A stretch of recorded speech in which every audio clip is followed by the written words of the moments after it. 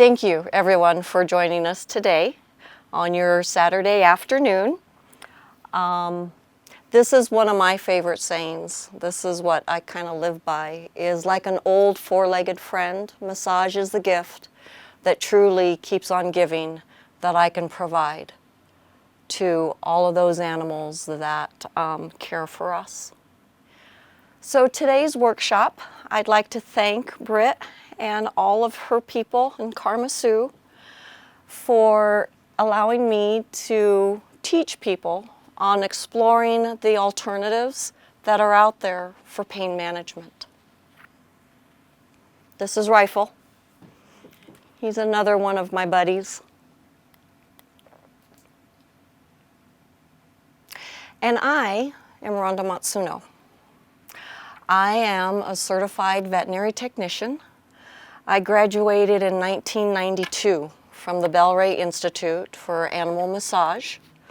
I also am a canine massage practitioner. I graduated from the Lang Institute for Animal Health in 2003. I was fortunate enough that when I started first practicing as a CVT to work with an orthopedic surgeon. And in so doing, I had to locate a school, which is the Lang Institute, so that I could become certified to work with this board-certified veterinary orthopedic doctor. From there, that's where things bloomed for me. I love my animals, and I love working with all of them, no matter big, small breed. And that's where ARF Massage began as well, is working with the animals is good. That's how I make my living, but my passion is really helping animals and helping them to overcome pain and discomfort through compassion, with massage, and light force. How many of you here have the pleasure of experiencing massage? So you know that it's very beneficial. It helps to alleviate any discomfort that you have. And so that's what it does for our animals as well. Ernie had a back injury, and it really started causing him to limp around. And his owner had contacted me to start some massage and rehabilitation. And this is his favorite position, which is really one of the good ways that I can reach some of his muscles that really cause him to limp. What's nice about today is that it's a lot about educating people on what's out there for animals.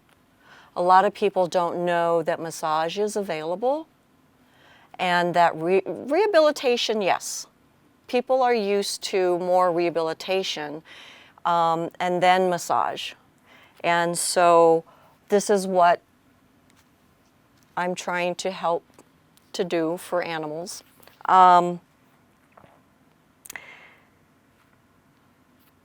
It all started for me after doing a procedure, whether it's orthopedic.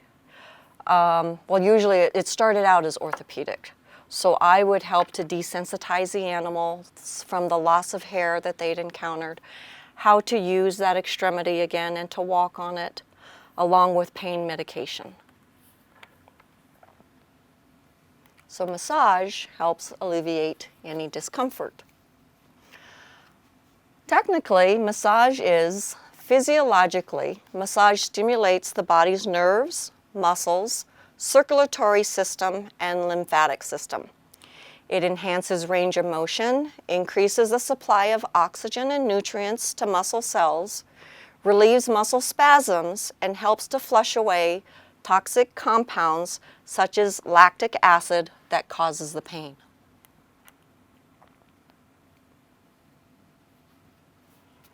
This is Winston. Winston was one of the lucky recipients of KarmaSue. He's an 11-year-old Labrador, and he had an oral malignant melanoma that spread into his nasal cavity and lymph nodes. Melanoma is It likes to, that type of cancer, for whatever reason, likes to pick animals that have deep, dark pigmentation. And so what I'd like to do with each one of these patients, owners, lucky recipients that KarmaSue has helped, is to let her give you a status update on their condition. So Winston lost his battle to cancer on April 14th of this year. They worked on helping him through a lot of treatments, but unfortunately the cancer was very aggressive. We helped Brian and his family a little bit with the counseling piece as well, and we'll continue to do that as long as they need us. Brian, Winston's dad, and Winston had a great connection, and we were able to see that through working with them. So yeah, the chemo did help for a time. And animals are different than people, right? Yeah, there are those that you will do it for, and those that have a difficult time with it. So this is Winston, was Winston. I love that boogie on handkerchief. So a certain modality that I use is called low-level laser therapy. And there are different kind of lasers. So I brought some to show you. So light-emitting diodes, that's what this is here.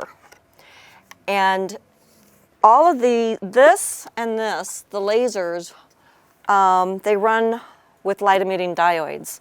And each diode has a different frequency to it in nanometers. That's how they term the frequencies, is in nanometers.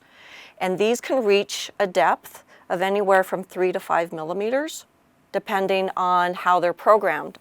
This one in particular is strictly light-emitting diodes. So it's going to vasodilate and circulate as it goes through the body. And that's what helps to heal. As time went on, even better and better lasers became available. Cold laser therapy is what they call it. There's class 2, 3s, and 4s. Mine is an MR4, and it has just a broad base that you can apply to the skin. And it also has, there's many different points, but this is the one that I use for certain laser puncture. Now, those that are more trained in acupuncture and laser puncture use this. I am not. I do more massage, but I do use this more on a broad spectrum. So it has different features. When you turn it on, it automatically, and you can see the light, I don't know, can you see that red and blue light go through? And it does this automatic check, which it already did that this morning, so it's not going to. But you can see the red pulse, and that's a depth of about 640, or the nanometers is 640, and this one goes all the way up to 980. You cannot see the ultraviolet rays that are coming through here because they're just, you cannot see them. That's something that it penetrates deeper and you don't see it. However, this one, along with the others, is a blue light. And this blue light is something that's rather new. Has anyone ever heard of MRSA or MRSI? All right, so the next thing that what this does, it will help to break the outer cells of it so that, yeah, you can help with the infections as well. From what I understand from the companies that are making lasers is that hopefully one day there'll be one that can actually treat cancer. And I'm waiting for that day, right? We know a lot of people and animals. Another little modality is called electrical stimulation. So these probes, Once an animal's leg is shaved for an orthopedic procedure, they can be placed on certain parts of the muscles. And in so doing, it'll send an electrical impulse through the muscle so that it's stimulating it. Because a lot of times when they cannot use their leg, it becomes atrophied. And that's the thing that we want to slowly help them recover, is their muscles. Because by the time we notice it, they've lost a lot of muscle mass. By the time it takes to repair it, it takes up to at least a year. So those are a couple of modalities that I use. And please feel free to ask questions as we go along if you'd like. Okay, so when the laser light is focused on an area of the body, this process expands cellular vessels to be able to receive more oxygen and nutrients, thereby optimizing pain relief and stimulating tissue repair. And the word that they use nowadays for it is not just laser therapy, but it's called photobiomodulation. And what it actually does is, I like to think of it as the sun and vitamin D. And I remember in school, one of the words I liked to learn to say was dihydroxycholecalciferol. I just found that kind of rhyming and cool to say. And it's basically the effects of the sun that it has on you to grow, to provide nutrients, along with simple things like water, right?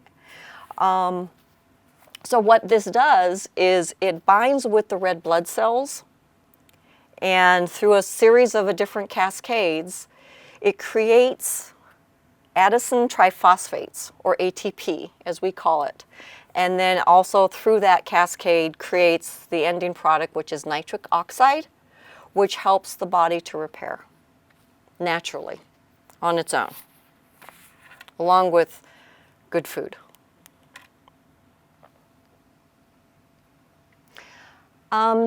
Here's a couple other patients that are being assisted by KarmaSue and their family.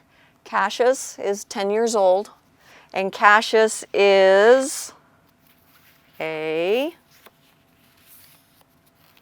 10-year-old American Bulldog Mastiff mix. And he's got a big smile on his face, which is lovely. He has osteosarcoma and also muscular hemangiosarcoma. And again, neither one of these are good. One is bone, and the other one has to do with the lining of blood vessels. And then there's Nikki.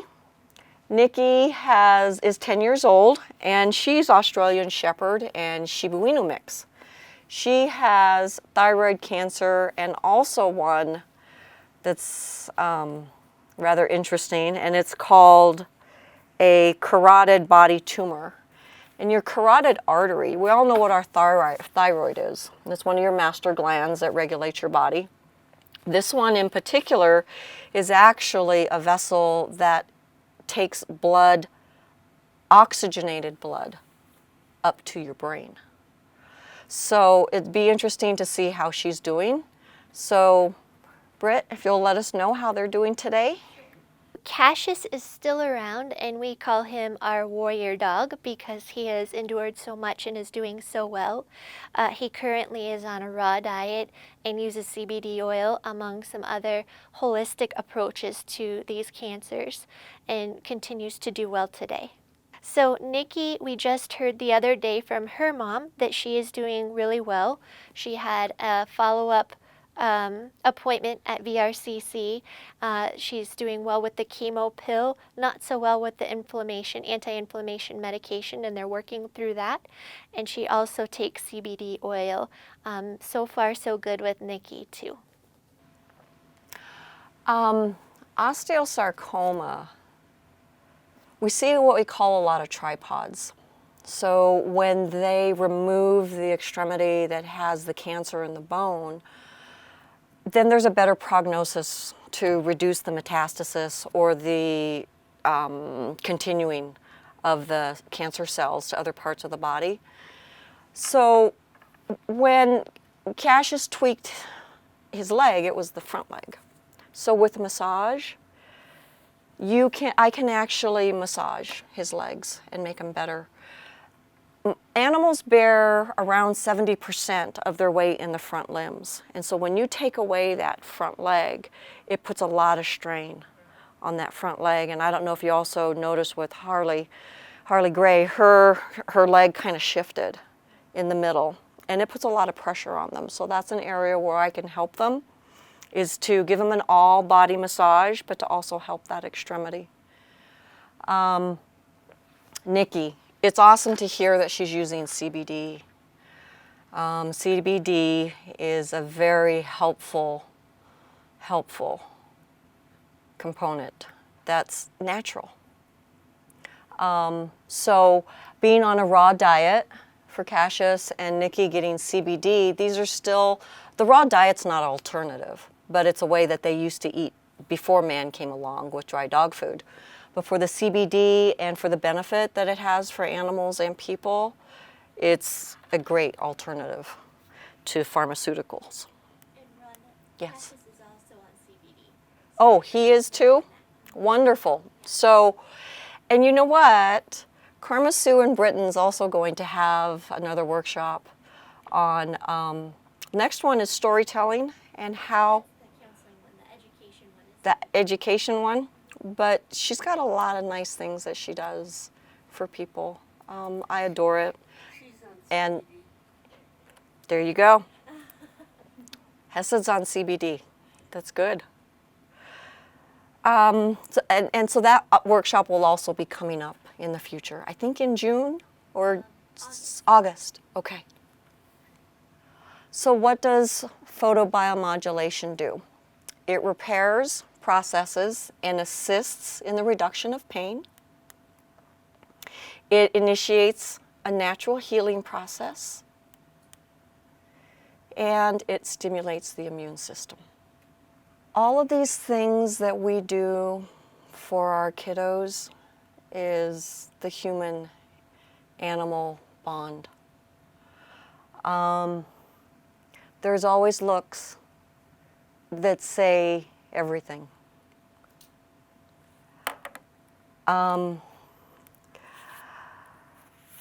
When I start to do massage, I really ground myself. I don't think about the things that happen during the day. It's all about these guys. And when I think about them and when I'm working with them, it's my way of giving thanks to them for everything that they've ever done for anyone. Whether it's a service companion, whether it's an emotional companion, they're all companions to me in one way or another, right? There are search and rescue animals. There are animals for detection of epilepsy.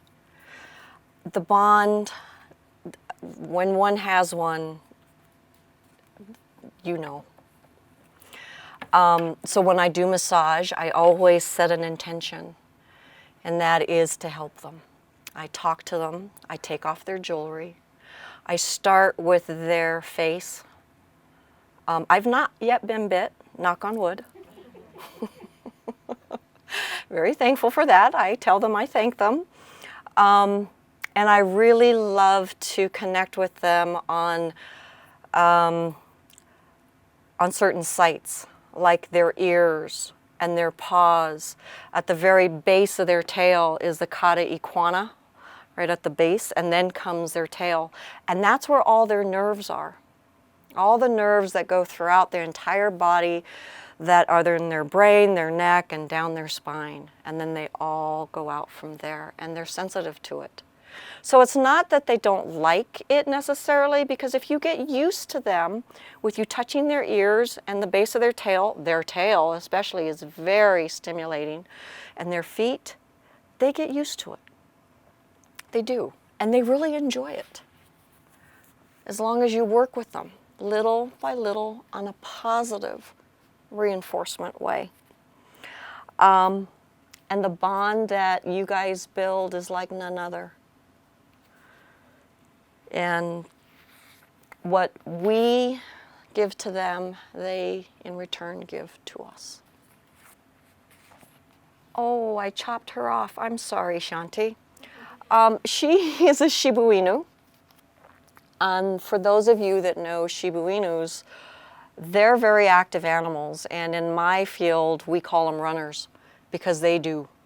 They're like little baby foxes, and they just are so active and they love to run. Another modality, I don't know, you can't really see it, but her owner, Jordan, is an acupuncturist for humans. So she's got a needle in her forehead. And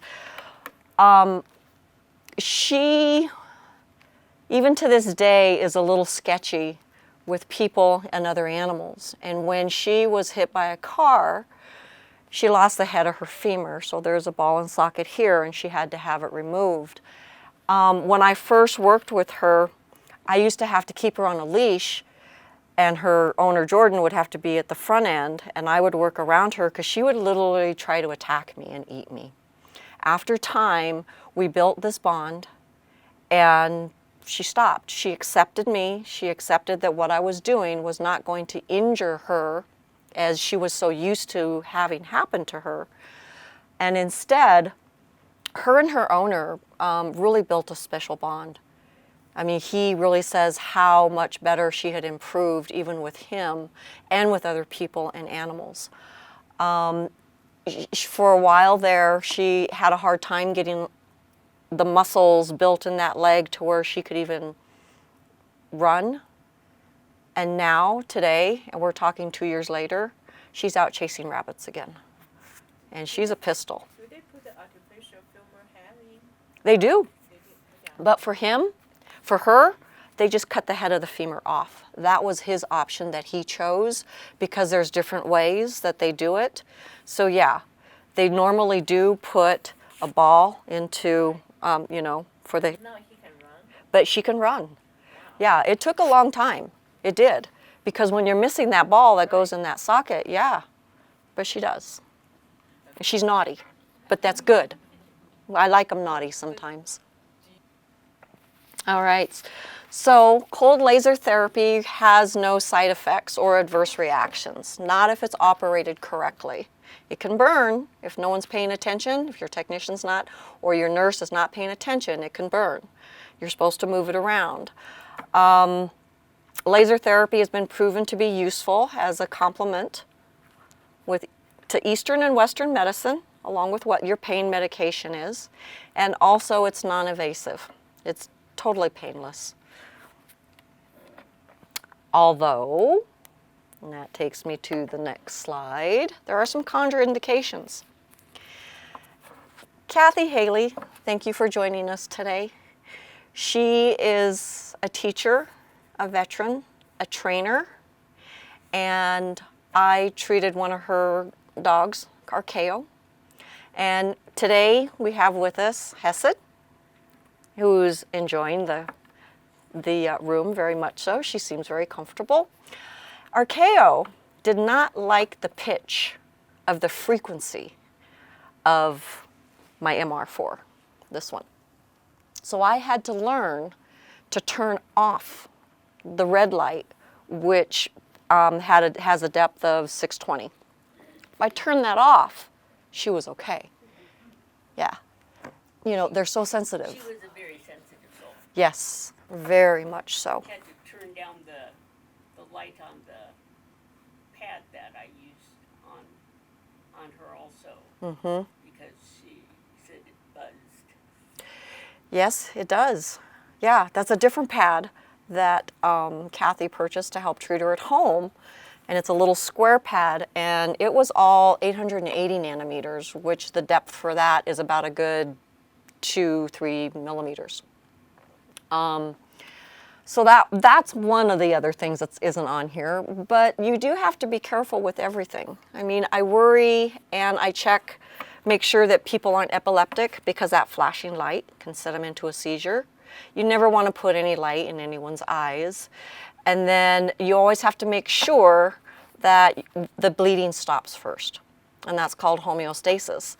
because it makes the blood flow big time. And definitely not over a pacemaker. You don't want to stop that heart. The other thing that's a big contraindication now, but not so much anymore, is cancer.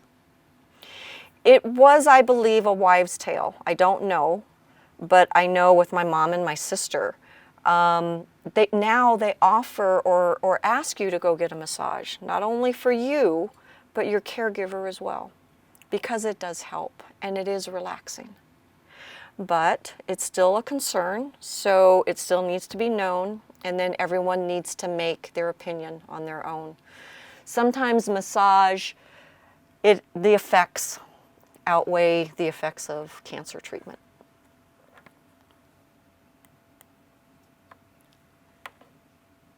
Oh, this is Cammie. Cammie is 16 years old. Her owners just called her large breed. She's a big girl and a sweetie. When she was 13 years old, she started to have arthritis in her hips and also spondylosis in her back. And then she developed degenerative myelopathy, which is nerves and muscles. And so very dedicated owners, they knew nothing about massage, rehab, laser therapy. No one ever explained any of these things, chiropractics to them. But in her end stage, they did everything that they could. They are awesome people. She's still around today. They have a harness for her. She can't walk. And she's about, I'd say she's over 100 pounds. I can't lift her. And so they have a harness where they can actually lift her from both ends. She still has a little bit of mobility in her right front leg. And they have this cart that they built for her out of PVC. And then they have a little wagon that they tote her in. You know, she eats, she's happy, she's still with us.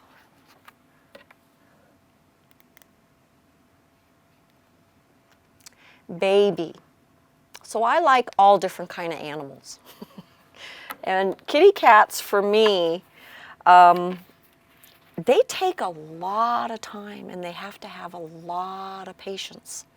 So this is Baby. She's 6-year-old domestic short hair, and she had respiratory issues. She wasn't really diagnosed as having asthma, but mom could tell that there were times when she had a really hard time breathing. So I have to gauge how to work with her from her. She took me a couple hours to work with because I don't think that force is something that is an option for animals. I don't believe it. I don't like muzzles. I don't like masks, or, you know, there's other ways that you can do things to avoid their teeth nowadays. And our lungs are on our back. And after 6 treatments with her, actually 3, mom noticed it, that she didn't have such a hard time breathing, but it did help her out. Well, I teach people what areas to help them with massage, but it's actually the laser that after a while vasodilated, because there's 6 lung lobes in our body, and that helped to open her up. So then after things get moving, and you can show massage, or I can show them and teach massage, then after the initial appointments, then we go to a maintenance. So like every 2 weeks, every 3 weeks, every month. And we just gauge it by how they're doing. Kamali'i. Kamali'i is small child in Hawaiian. And he's not small. But to his owner, that's her baby boy.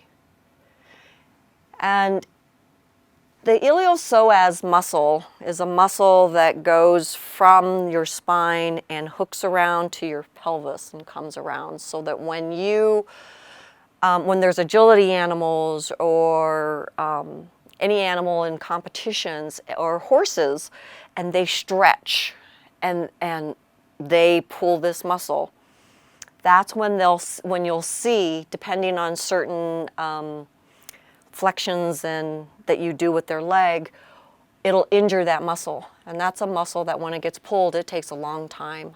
I mean, I've pulled my muscle and I can feel it, and I still have to take care of it, you know. So I can see it in their gait.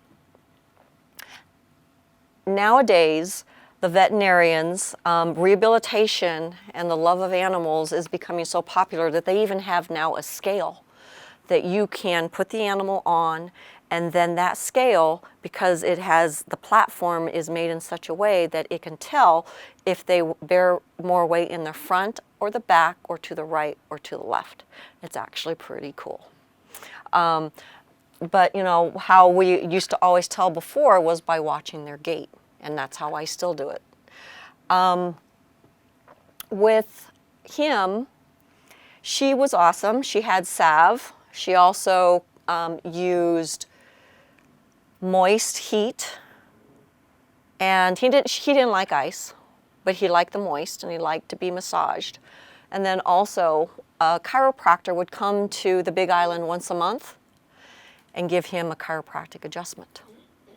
And so that's another type of modality to help manage pain.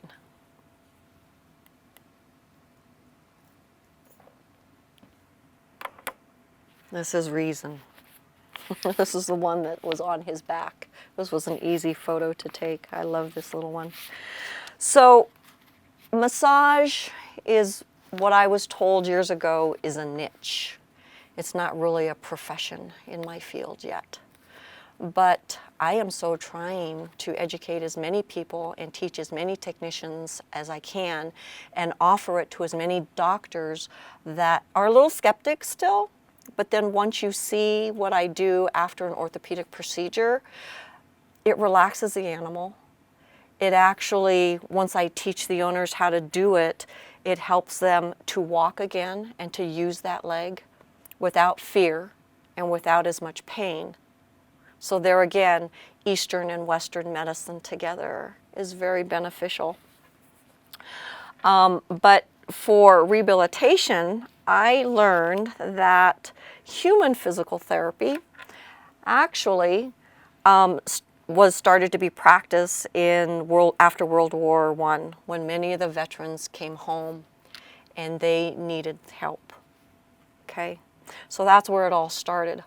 And then back in the early 1960s, when sports medicine was so beneficial and money-making, equine, the races, and the greyhounds, then that's when it started becoming available for more animals.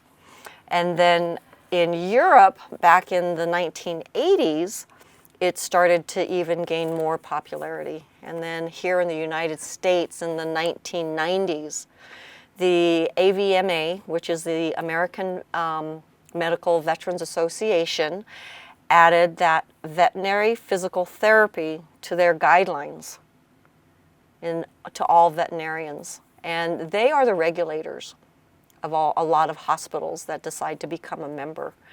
And their guidelines to veterinary physical therapy started in 1996. So today, there are now 17 veterinary colleges in the United States that actually offer canine rehabilitation. And several of them are planning to actually add them as part of their curriculum and their clinical rotations, which is pretty awesome because rehab, yes, rehabilitation. You should be there first place. What do you mean? I mean, I'm just surprised you are saying is it now they have 17. So initially it was not a year. No, I searched and searched. That's horrible. Yeah, for humans, yeah, there are. But, you know, I've been massaging since I was little, you know, with my grandfather. And I loved to massage and made people feel good. Today, you know, not for people, but for... Rehab. You were saying rehab was not even in the Correct. program. Correct. What started my love for it was when I was in school. I did my rotation in 98. There was a picture that I saw of a mule. And you don't see these pictures very often, right? Large animals, they just, you know, nicely end their life. But this mule had a front end prosthetic. And I couldn't believe it.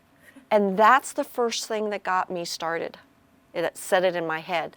Not only that, but Dr. Robert Taylor at Alameda East, where I did my internship, he was a big facilitator in that. And also my doctor, Dr. Pirmati, he also, between the two of them, and they knew each other, they helped get it all going. So between horses and race dogs, there we go. That's how it took off. So it's taken a while. And now, because of people like you who love their animals and will do everything and anything that they can for them, it's becoming much more accepted. But there's a lot of people out there that still don't know what we do. Like in Japan, Kobe beef, well, how they get Kobe beef is very tender because they massage the cows. And they take very good care of their animals. And that's a different, that's not the United States. Well, and now that dog sports are becoming so widespread, especially agility, I mean, these are athletes that they're talking about. You know, they don't just talk about them as dogs. These are athletes. Mm-hmm. And they're willing to put aside any type of money to make sure that their athletes are feeling well, because it's so easy for them to, well, Archaeo tore her one meniscus going up the A-frame. Yeah. So. And they don't let you know right away either. I mean, they just want to go, go, go, go, go, go, you know? And I'm still trying to get the Denver Sheriff's Department to let me work on their canines. One of these days, it'll happen, but, you know, there's not a lot of them. And when they work, you know, you can't always have a meeting with them. They're doing their job. And when they do get hurt, a lot of them do go to Alameda East or Wheat Ridge Animal Hospital. And the facilities that they have there is awesome. You know, they swim them. They do certain different exercises with them. The difference with what I do is that I strictly stay with massage and basic rehabilitation, and I use my laser therapy, but I offer it at home. I work with a lot of animals, and the stress that I see on coming back into that hospital is more than I want to see. And besides that, they don't relax. So I go to them, and it makes a world of difference, I think. So when I do massage, I actually let my fingers do the walking and the talking. And the animal is the one to set the pace. It can take me on an average of an hour to do massage. Once they get used to me and they just lay there and they're still, 45 minutes minimum. What percentage did they fall asleep? Quite a few. Yeah, if they accept it. And if my table doesn't wobble, and if I can get them to relax and if they're not too high strung, yeah. Little kitten was very lucky. He's 8 months old, stepped into a trap, and he's lucky he's alive. Him, oh my gosh, no, I just do laser therapy on him, and that's it. And then he goes off and runs and plays. But then Mom told me after I leave, he falls asleep. And that's just the effects of massage and the laser, right? So I started this because I had a dog save my life when I was a kid. And this is my way of giving back. I'm a technician, and I work with them all the time, and I love my animals, all kinds, exotics, wildlife, large, small. These are some animals that I'd like to always pay tribute to them, to honor them, thank them, and remember them. Service dogs, search and rescue animals, the animals that were there at the Aurora shooting, PTSD, emotional support, just friends in general. That little kitty cat that you see here, he wanted to eat me too. But, you know, if they can bite that machine, that's fine. That's fine. I didn't mind that at all. So in November, Britt has asked me to do another workshop, and then with that, I'm going to do just basic massage and just to show you what I do in the passion that I do. It's what I do. So I'd love to share it with you. You want a subject? You know, I do believe I have a couple, but yes, yeah, as long as she minds her manners, and you have to get along. Can you bring a cat and show us how to do the cat massage? To show, no. It has to be a very exceptional kitty cat, just because, you know, I mean, it's hard enough for them to come into the hospital, let alone here. If it was here and maybe there were no other animals and you can just let them go, yeah, but still, it's hard. So I can come to you. More than happy to do that. And so, you know, it goes down from the generations to generations. And Yoshi had a left ACL repair, and Deb is one of the owners, and unfortunately, you know, he's Shiba Inu, and at 11 years old, he acted like he was 3, and he cannot hear, and he's all nose and eyes. He's very alert. You could not keep him down. You could not. From day one after his surgery, she's like, what do I do? I was like, well, they gave him a little bit of ACE to calm him down, but they didn't like that. And he still went on walks, but very carefully. And I love it because she didn't, I don't know if you can see this, but he's got a little e-collar and it looks like Yoshi. Sean's parents made that for them. So, you know, it goes from generation to generation. So this is the way I'd like to give back to the animals that take care of us. This is what it's all about, I think. You know, I'm very fortunate to have networked with Britt. These animals,